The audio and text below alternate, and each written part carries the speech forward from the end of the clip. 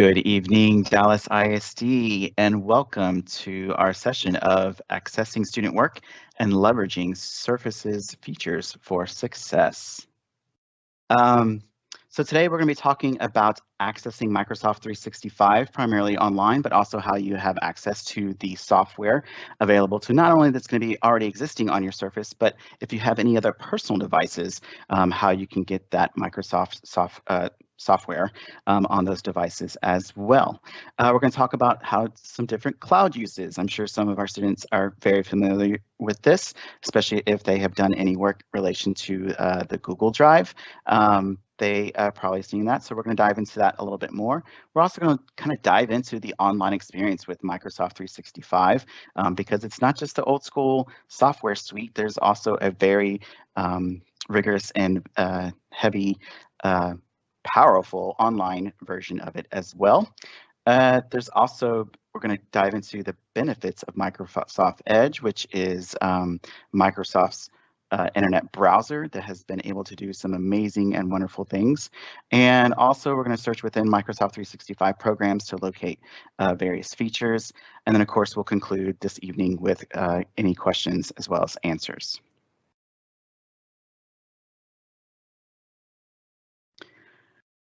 Tonight is a part 2 of a parent series in relation to the Surface deployment, and we do have one more tomorrow night where we're going to be focusing on disciplinary literacy, and we're going to be diving into a couple of main tools that are related to Office's or the Office 365.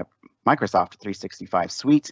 So things like Word, because Word isn't what it used to be. It's not just your normal little word processor software like it is. It does some amazing, powerful things to make our students much, much better writers. Dive into a little bit of some unrenounced secrets with PowerPoint and how powerful that can be, as well as having our students organize with digital binders through Microsoft's OneNote program. There's also another link down here that is available to you guys. This is the ncce.link/parent. That'll take you to the Dallas ISD's parent support page, or at least a page in relation to some great resources as it relates to their technology department.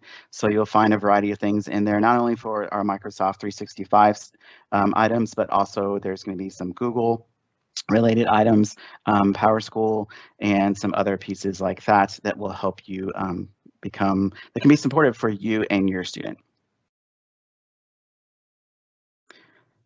Those tonight, they're asking a question. We are in a Teams live event, so if you have a question, please go ahead and click on the purple button down at the bottom to ask the question, and we will either make that question public or we will answer it in there in that private area as well.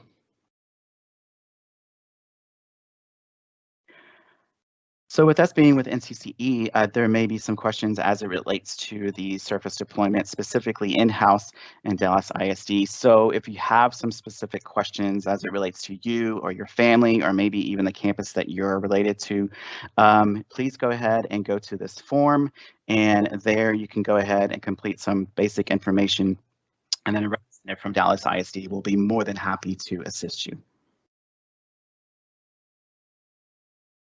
And if you have some other type of question, especially as it's related to maybe some tech support or something related to more of a hard drive kind of needed support, there is this support ticket system that is called the K-12 Insight. So if you need to go there, you can either log in with your access that's available to you.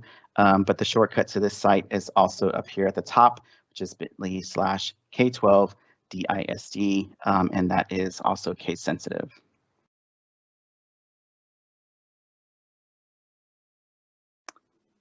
Right. So we're going to go ahead and get started about accessing Microsoft 365. And this is something I'm super duper excited about. Kind of going to give you also the layout and the anatomy of what it's like in the online form and how it's a little bit different from the software that you're probably used to, especially if you are having a Windows 10 device at home. So also we're going to talk about how there's some options as to installing the Office suite. So I'm going to go ahead and go into the browser as far as what you would see. When I go to office.com, I'm going to be able to see or log in. I will log in with my district credentials. And once we log in, you're going to have a landing page that'll look very similar to this. You should have your standard Dallas ISD bar at the top, as well as some various apps that might look familiar on the left-hand side. And then also some recommended things that have been probably recently worked on, not only by your students, but also by maybe some of the peers that they have been working with. And then also some recent activity as it relates to files down at the bottom. Over on the left-hand side, we do have, as you can see, a lot of different apps that you're familiar with. So this is used to being the Office suite that we're probably used to getting, especially as parents, getting on a CD-ROM with various different level packages. And also we would pay a pretty penny for getting that suite Office software on our computers. And then we might have to buy multiple copies to get it onto multiple computers.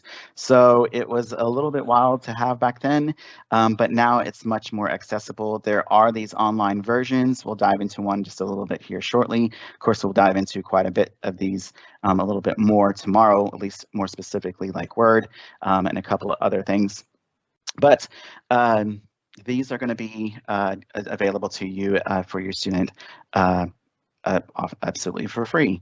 To get the actual software, the physical software that would be downloaded onto your computer, then there is an option over here that you are able to see in this button, and it states that it's Install Office. When I click on this button, it gives me a couple of different options. Primarily, you're going to be using the option that says Office 365 Apps. As you can see, it primarily has the majority of the suite that you're used to seeing, things like Outlook for email, OneDrive for business, as it goes to a cloud storage, which we'll talk about here shortly, Word, Excel, PowerPoint, other things as well. This suite is a more pro version than maybe a consumer version, which you might pick up inside the store or even subscribe to on a personal account. So it's got some extra things like access and some other couple of suite pieces of software that we're probably used to as well.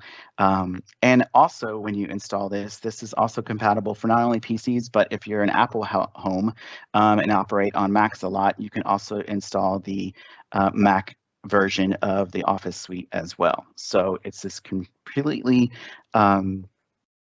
transparent when it comes to just downloading it on any device. And so that's how you can get that here. Again, you will have up to 5 licenses. A student will have 5 licenses, so they can put it on up to 5 different computers that they may have at home. There's also mobile apps that are available to students, whether they're going to be using those on their phones or a tablet. They can also install those pieces and utilizing their district credentials, signing into those apps will allow them to have access for free to the full-blown software versions of those apps. Also, if you have more than one student within the district, each student is going to have their own set of 5 licenses. So if you have 2 students that are in the district, then you are going to have at least 10 licenses within your household to install those different packages of Office, of the Office suite. So with the online side, I'm going to kind of dive into a couple. I'll just describe the different apps that are over here, but we have Word, Excel, PowerPoint. There's also Outlook for email. This is where students can manage a lot of their email. There is OneDrive that we'll be talking about also a little bit here more shortly. OneNote, which is a very popular digital binder. So if you're used to buying binders in the store, and as well as a lot of the divider tabs that go with them to keep our students organized, there's a digital version. And now that they have their own Surface, they can actually have a digital version of a lot of the resources that their teachers can share. There's also some other things like Teams, which we'll talk about way down the road. And there's even another great app that's in here that's often kind of somewhat overlooked, but it is called Sway. And it's a very great animated, professionally built presentation tool for students if they're looking for something different in lieu of PowerPoint. Sway is also a great and powerful tool.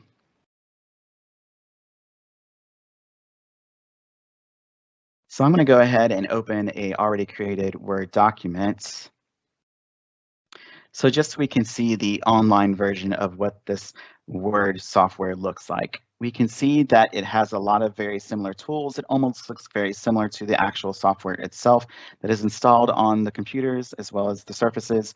And so you can see that there's a lot of different options. Students are able to do completely obviously everything is based on the cloud. So as they work on it in here, they are any changes that they make, edits, deletes, whatever the case may be, it will be instantly saved as they go along.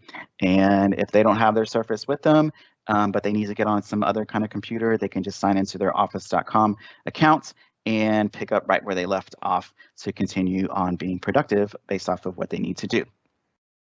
Again, there's a lot of different menu options that are up here.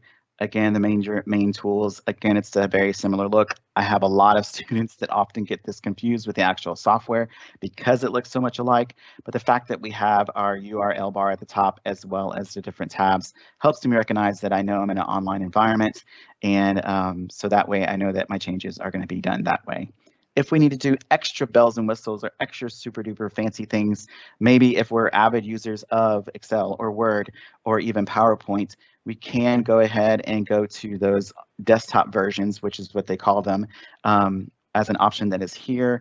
Again, it just pulls this file down, opens it up, but in a way it's still connected to being saved through the cloud. And so those changes that are made on those more avid and more robust softwares are still going to be saved to the cloud. And so the students will be able to see their changes as they pick up from where they left off, no matter where they are.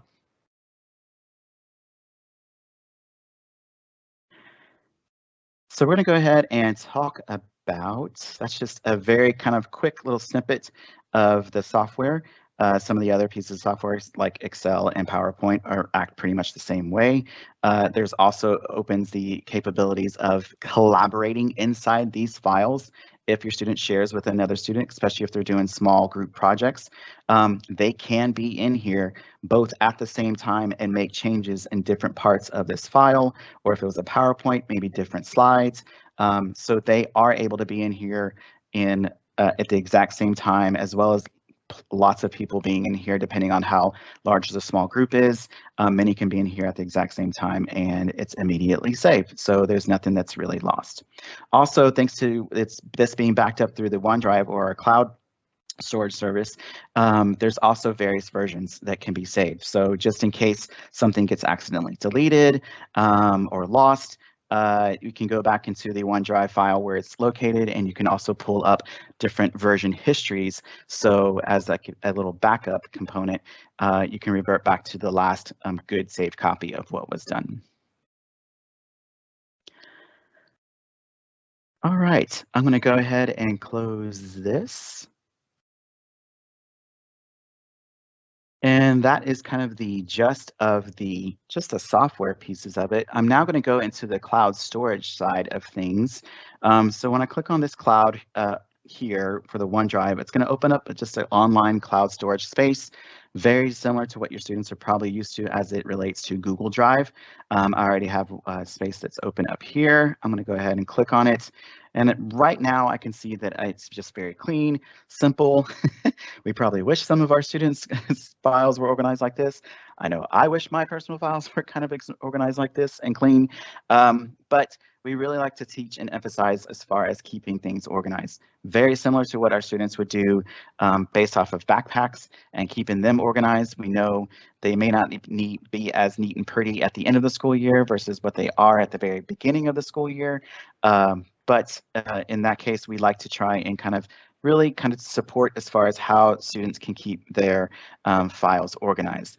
Now, a lot of students, I've worked with a lot of students a whole lot, and a lot of times they just want to open up a file or a Word document or whatever the case may be. And it all ends up in this just general files area, or parent folder is what we call it.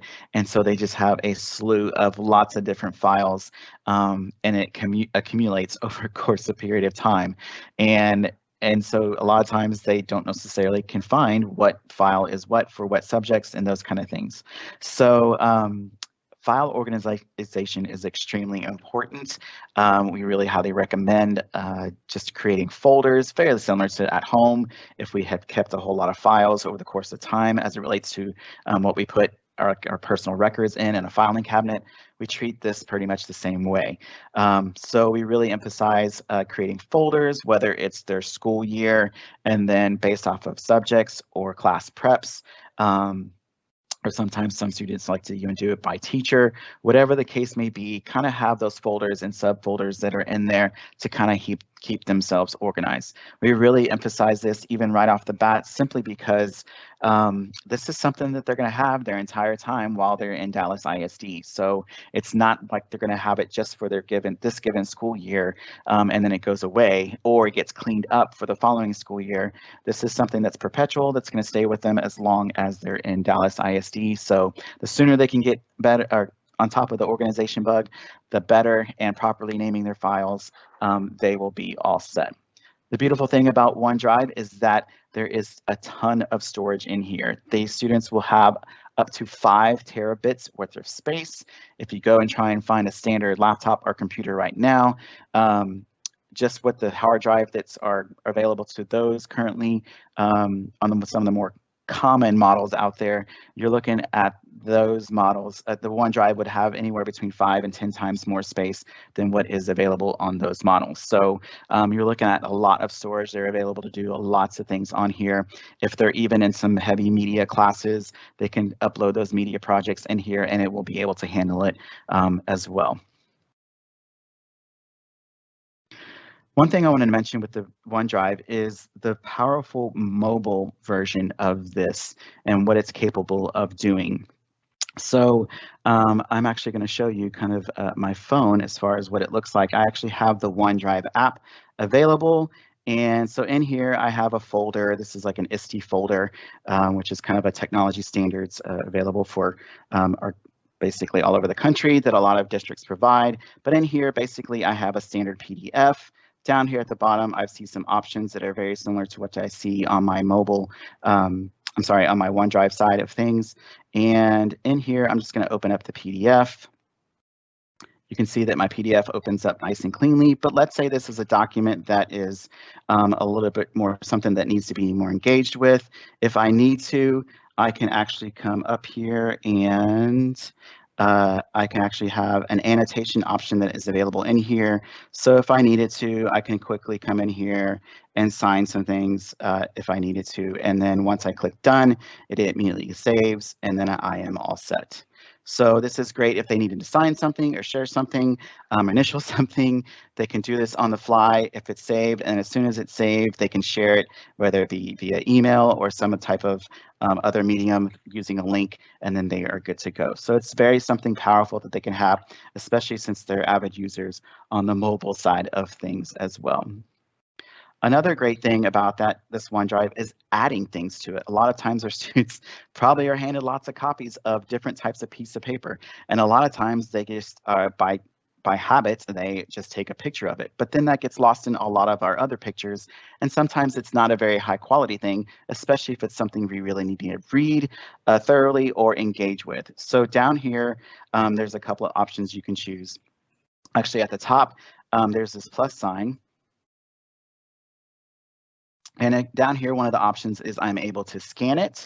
I can also take a picture if needed to, but I can scan it and it's going to look for a document and try and recognize all the text and maybe specific images, different information on there, and try and translate it into more of an actual type of a document kind of piece. There's also down here in the lower right-hand corner, there is a camera option.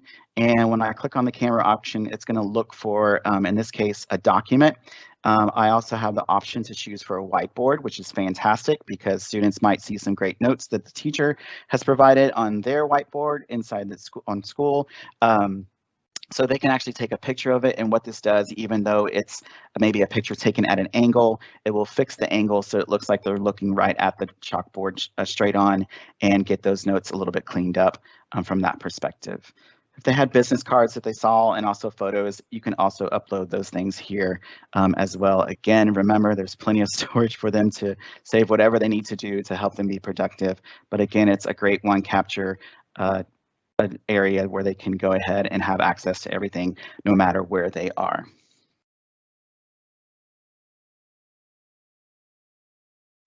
One thing I wanted to note is let me see if I can go back here. With Outlook, this is their email system that is provided to them. And I know that many of our students probably have access to a Google or utilize Google Drives quite a bit, especially if they've been using it for a long period of time. And so if they needed to, and then they wanted to share out a message, especially a file that's related to their Google accounts, if I wanted to use an attachment, I can click on an attachment, and I'm going to choose the option that says Browse Cloud Locations. And so here it's going to immediately look for the files that are part of their OneDrive, especially the ones that they worked on most recently. But here there's an option where I can actually choose to add an account. And when I add an account, I can utilize Google Drive or maybe some other cloud storages that they have used before, but primarily there's a Google Drive option. So now they can connect the two kind of piece, and that way they can share out without having to kind of copy, download, upload, and that kind of thing. And that way it's a little bit easier for them to share. Here it's kind of one big giant landing spot, and then that way they can go ahead and be still productive from one general email system.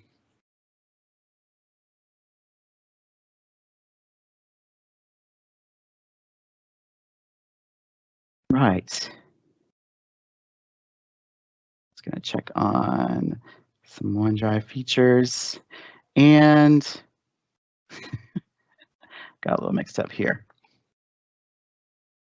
Also, I wanted to share a very great support site that that's available to you, especially as it relates to a tool itself. And this is not necessarily just for students, but it's also for anyone that is going to be utilizing Microsoft products, especially Office suite related type of products. So if I go to support.microsoft.com, I have lots of different type of support areas, but you can see one of the options is Office. We can also see some of the other popular ones like Outlook for email, as well as OneDrive. And then I can come over here, I'm going to choose Office. And once I choose Office, it's going to break it down to the different types of apps that I want to learn more about. And so let's say I wanted to go ahead and dive a little bit more into Excel, because everyone wants to learn more about Excel. But in here, there's a variety of a large page that leads us into other different items as far as supporting when it comes to this specific type of tool. And so here we can have a variety of different getting started pieces, or if there's something specific that you're looking for, you can type the search in here. But as we go ahead and actually navigate through this, you're going to see some of the pages that will actually have steps on the side. And when I scroll down, depending on the actual feature, sometimes it'll also even give me support, whether I am on the web version or I am utilizing the actual desktop software version, or even sometimes the actual mobile app version that is available on our phones and tablets. So this is a great, great tool to come in, dive in, to kind of just learn anything and everything as you need it about any of the Office suite software and some of the other kind of features that are related to that as well. So with that being said, I believe I'm going to go ahead and turn it over to Noreen. We did kind of go over almost all these different pieces that were in here as far as file organization, scanning the documents, utilizing the mobile app, as well as annotating the PDFs, mentioning how we can bring in Google Drive, especially as we communicate with Outlook, and then our final support.microsoft.com site. All right, thank you, Dan. I'm going to go ahead and share my screen. Go for it. And I'll stop mine just to be sure.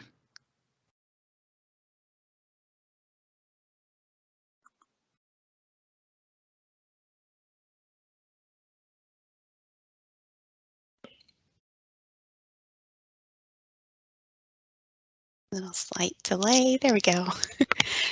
So this next part, we are going to be focusing on the Microsoft Edge internet browser that is on the Surface Go devices. This browser can be personalized to create an inclusive, engaging, and rich learning experience for students. We are going to look at how to increase the accessibility using some of the built-in tools and features such as Read Aloud and Immersive Reader. We are also going to demonstrate how students can research and organize websites and web content using the Edge browser. And then we're going to look at the powerful math solver that is built right into Edge, which can provide step-by-step instructions along with additional resources such as videos on how to solve equations. So Microsoft Edge is very powerful, and we're very excited about this next part because we feel like these tools are beneficial to all students. So at this point, I'm going to actually pull up Edge so that we can kind of do a live demo going through this.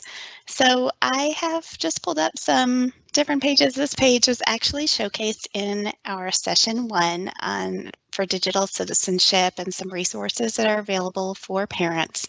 So this is just a website. It could be any website that we're looking at, but I just chose to use this one as an example. And the first feature that we are going to look at is the Read Aloud tool. And this tool allows students to listen and read along with text on any web page. So our students who may struggle with visual fatigue, maybe are non-native speakers, those with dyslexia, or students who just prefer listening to text, they all benefit from using this built-in tool. So this built-in Read Aloud tool can be turned on by selecting a segment of text on any website. So I'm on this website and I'm going to just select this text. And after I select the text, I'm going to right click. And when I right click, you can see that I have some options. And the option that I'm going to choose is Read Aloud section. And then I wasn't able to share my screen with sound, so you're not able to hear the sound, but I am. This is actually reading this out loud to me, and as you can see, it's also doing word inline highlighting as it's reading. So this is reading out loud. I can pause, I can play, and you may have noticed it seems a little fast. It's going a little fast there. So I do have some voice options with this read aloud. So if I come up to the top right-hand side of my screen, choose voice options, I can slow this down. I can even make it a little bit faster. And again, this is great for our students who just like to listen to something read out loud. So it doesn't matter what age they are. Even our high school students do like to have things read out loud to them. So I can change the speed, and then I can also choose voice. And that again goes with any text that is on a web page. Again, I would just highlight it, right click, and then choose Read Aloud on here. So the next feature that I'm going to show you is even more powerful than the Read Aloud, kind of goes along with the Read Aloud feature though, and that is the Immersive Reader that is built directly into Edge. So Immersive Reader can help improve comprehension, can help increase fluency for our English language learners or readers with other first languages. It can help to build confidence for emerging readers learning to read at higher levels. It also offers text decoding solutions for students with learning differences such as dyslexia. And then even on top of that, it provides translation of words or the entire text into over 60 languages, and over 40 of those languages can be read aloud. So to get to the Immersive Reader, it's very similar as getting to the Read Aloud. So I'm going to close my Read Aloud just so I can go back and highlight this text again.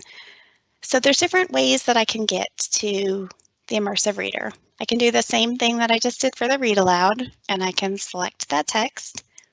Once I select the text, I can right click, and so you're going to notice that I have my choices again for Read Aloud section. I should also have Immersive Reader there, but for some reason I am not seeing my Immersive Reader when I right click, which is interesting. So I'm going to show you another way that we can get to Immersive Reader if for some reason you're not seeing it over there in that menu like I am not currently. So another way that we can get to the Immersive Reader is to come up to our address bar up here, and in front of any URL, I can actually type in read. So I'm going to change this and type in read : // And when I do that, that's a little shortcut and a nice little key. If you don't see it over there in the menu, there's lots of different ways to do things. So I went up and I typed in read, my colon, and then my 2 slashes, and that can go, you can type that in front of any website. And so once you do that, that takes you into this Immersive Reader environment. So you're going to see the read aloud is what I just looked at. So that was where it was doing the inline reading. It's going to go line by line, change my voice options up there. So that is the first part of Immersive Reader. But then there are additional features within Immersive Reader. So the first one that we are going to look at is the text preferences. So when I click on text preferences, you can see that I can change the size. So what is great about this, it's not affecting the actual web page or any of the formatting on the page. It is just affecting how I am getting the content of the page. So this is customized for me. So if I come to a web page and the text seems really small, this is going to allow me to make it bigger so that I can read it and understand the content better. I then also have the option to change the text spacing. So a lot of times too, the text spacing seems a little close together. So I can make that wider and put more space in between the words. And then I can also change the fonts. And I want to point out that there's only 3 fonts for a reason. These fonts were actually researched as the best fonts to use. In fact, the Sitka font was designed to specifically support readers with dyslexia because it has, make sure I have that selected, has minimal curvature, it has start-stop points for each letter, and then the letter spacing. And then towards the bottom, so we have a new feature because Immersive Reader just keeps getting better and better, but we can change the text column style. So you'll notice, and currently on this first one, notice what happens when I click on that middle one, and then not too much happens when I click on that last one because of the paragraph that I'm looking at, but you can see how this is taking it to a medium column, and actually I have my text size really big, so let me that down. So now we can see a greater difference here. So this is the narrow, this is going to be that medium, and this is wide. So again, this is how I can consume the information on the page. And then the last part down here is the page themes. And this allows students to determine which color choices work for them. So just as each person has specific environmental factors that promote healthy learning environment, page color can make a significant difference on eye strain and even comprehension. So many students find one background more soothing than another, and if they choose it for reading and editing, then they might even find that it increases productivity. So not only can I change it to the ones that are listed here, but I can also click more themes, and that's going to give me some other options. I will say that a lot of students, we talked about this in session 1, actually consume information better when the colors are inverted, so they can do that right here within the browser. So we have looked at read aloud, we've looked at text preferences, but then the next part of Immersive Reader is the grammar tools. Here we can turn on options to highlight syllables and parts of speech to increase reading comprehension.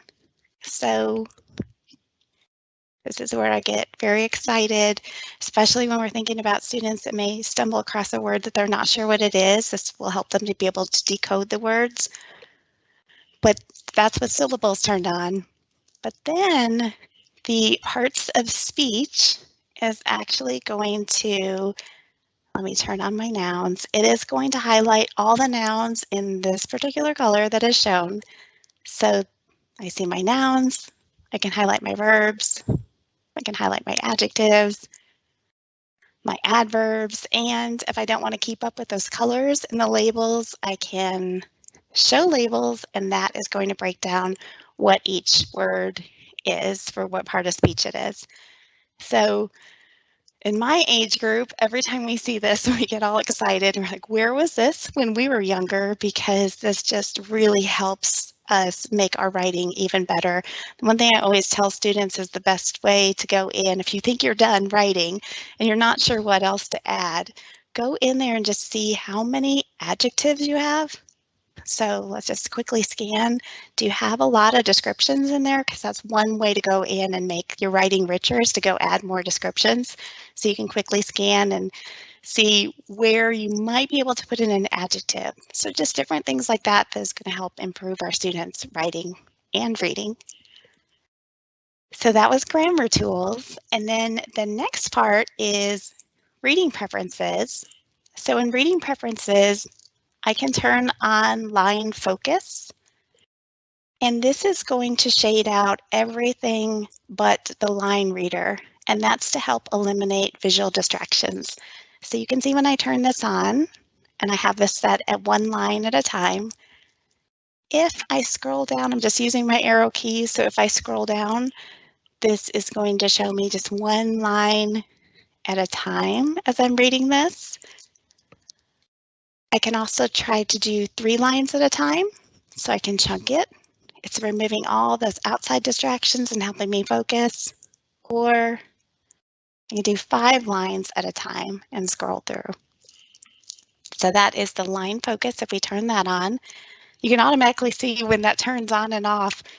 You know, right now we have the screen with a lot of words, and I have my text is pretty big, but actually I'm going to go back and just make this a little bit smaller to show how this can be sometimes overwhelming when we come across a page.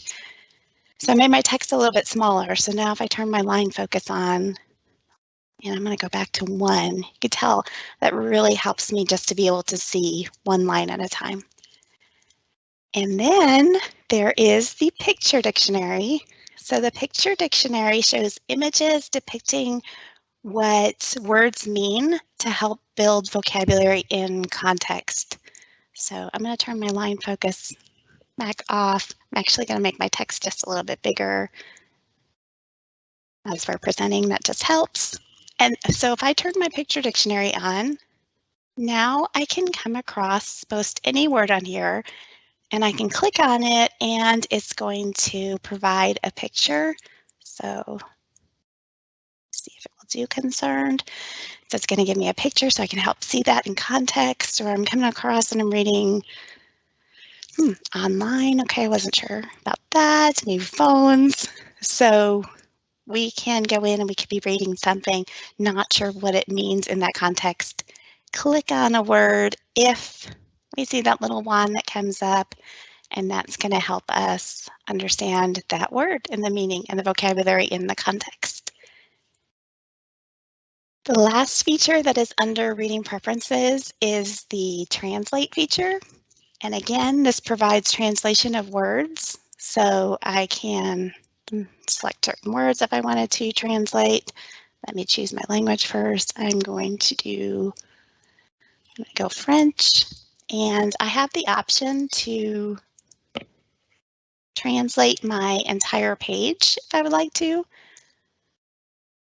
So I have just now translated this entire page, which basically means that I can go out to the internet, I could read all the same content that my peers are reading, but I can do it in my native language. So I can come in here, go into reading preferences, and translate the whole page. So this was Immersive Reader. Hopefully you're as excited about it as we are, that it is already built into the internet browser that is on the Surface Go laptops that your child will be receiving. So We went over the read aloud, the text preferences, grammar tools, and reading preferences. And to exit out of Immersive Reader, I can press F9 as my shortcut key, or I can press the arrow to go back, and that's going to take me out. And remember to get into Immersive Reader when you highlight text and you right click. It should, there it is, now mine is there. It should show, it should say Open Selection in Immersive Reader. If it doesn't, or you like the shortcut of being able to just come in here and type, remember it's read, colon, // and then that's automatically going to take me into the Immersive Reader. So also, if you happen to be in a website and you see the Immersive Reader icon up there, you can also click on that and that will take you into the Immersive Reader. So there's actually 3 different ways to get into it. So I'm going to exit out. So the next features we are going to look at, Dan and I get really excited about this because we think about when the students are researching, and really when any of us are researching anything and we're going through the internet, we find pictures, we find text, we find ideas, we want to jot down our ideas. And so sometimes our research tends to get a little scattered out there on the internet. With the Edge browser has a way that we can put all of the information that we find into collections and save it so it is all there when we want to go back to it. So having all of that research in one place without leaving the browser ensures that our students stay focused, they stay organized and engaged.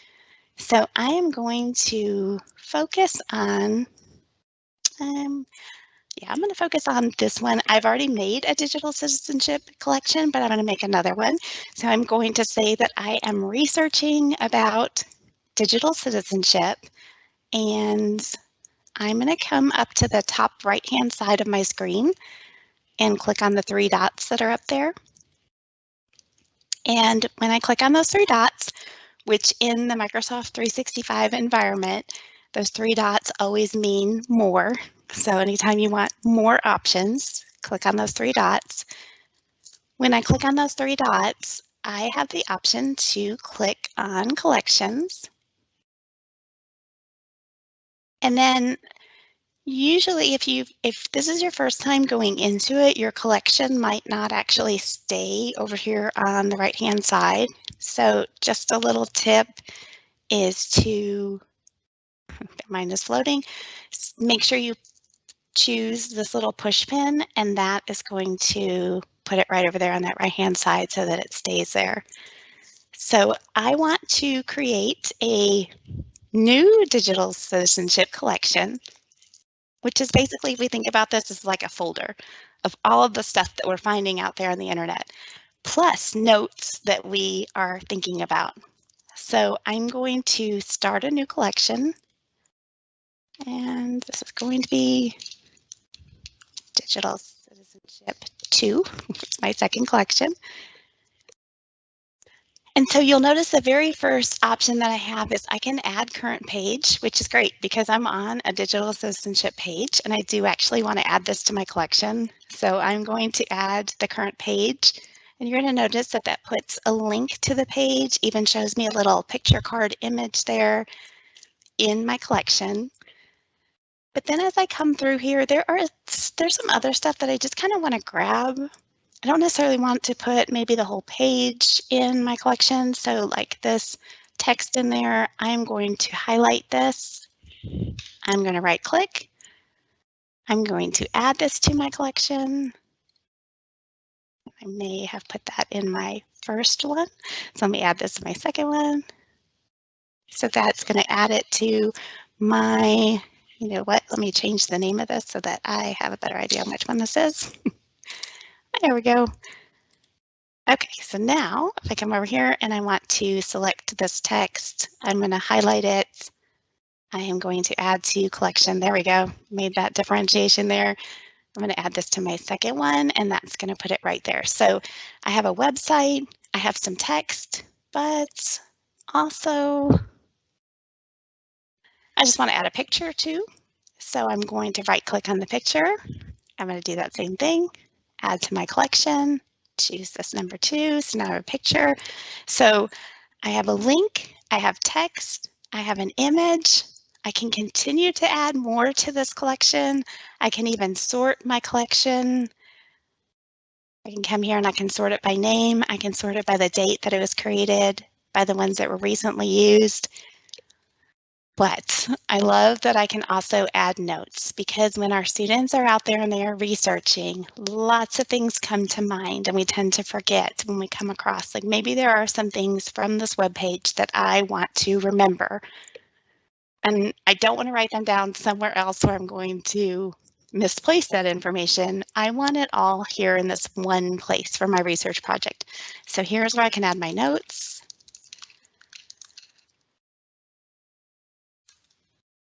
Wonderful. I'm going to put my notes there. And now I have this wonderful collection that's already started. So I can leave it here and I can continue to add to it every time I open up Edge. I can go in and I can add more to my collection. But when I am finished with my collection, I have the ability to share it. So you'll see some of our apps up here that Dan was talking a little bit about this evening. Tomorrow, we're actually going to go more into OneNote, which is a digital binder. We're going to talk more about Word, but I can send it there, send it to any of those apps. I can also copy all of it. I can paste it. And again, I can continue to add to it at every time that I go into Edge. So this is so powerful for our students when they are working on research.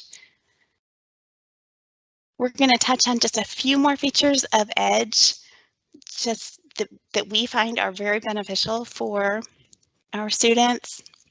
So the next one is the web capture. Web capture is great for capturing content and including personal comments about the capture. So students can come into Edge, they can capture the content on the whole page, they can free select just what they want to annotate or highlight, and then they will know exactly what information is important when they return to the research in their project or assignment. So in order to be able to do a screen capture right within Edge, there are different ways. One is to come back up to these 3 dots. You'll notice we have the option to do a web capture, but then you're also going to notice next to it, if your child is into shortcuts, they can use the Control-Shift-S and they can do the shortcut keys to pull up the web capture. But I'm going to go ahead and just click web capture. You'll notice that I can capture the whole, just capture a certain area, or I can capture the full page. So for this, I'm just going to capture just an area so we can see what that's going to look like. And I have 2 choices. I can copy this, or I can mark up the capture, and I would encourage students to mark up the capture so they can add their notes. So if I mark up capture, look what it took me into. I now have the ability to draw, and I'm not using a pen or a touch device. I'm just using my mouse, so I can come in here, and it's not the best drawing, but I can certainly come in here and I can add things drawing. I can erase, and I can add to a collection. So I can come in here, I can annotate, add, write my notes, draw things, and then put that into my collection. So another very powerful piece in Edge. But then this last one, so this is not only great for our students, I'm just going to be honest, this is really great for us parents, because my own children have approached me with needing help on things like algebraic equations and math that I have not done in years.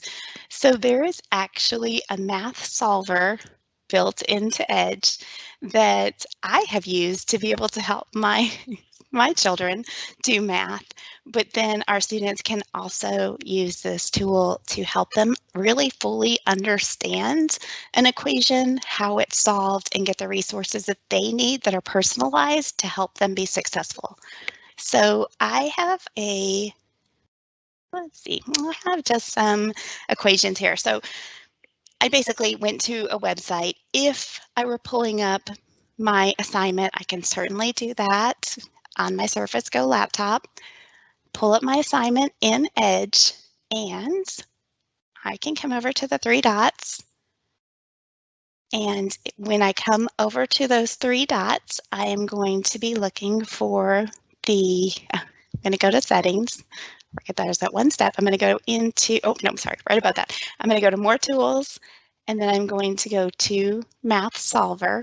So let me go through that again because there's three little steps to do. So the three dots, more tools, Math Solver. And when I go into Math Solver, this is like magic. So I can scroll down just so you can see this. I can come in, I can select a equation right here on the screen, or maybe I don't have it, it's not on the screen. I can actually come in here and I can type the math problem, but since I have some pulled up, I am going to highlight one of these equations. And then you're going to notice that I have the option to solve. So I'm going to solve, and it's going to take it just a moment to convert it. And so now I actually have the ability to double check it. So yep, 2x over 3 plus 5 equals 12. So that's it.